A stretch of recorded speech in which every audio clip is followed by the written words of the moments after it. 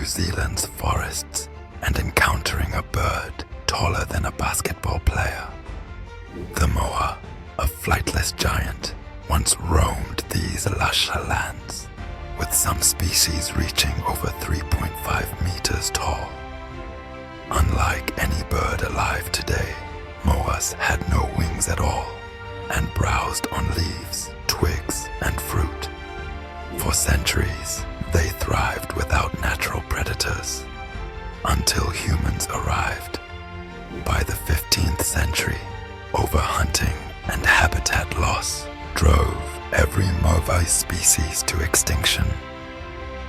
Their sudden disappearance reshaped New Zealand's ecosystem forever, leaving only bones and legends behind.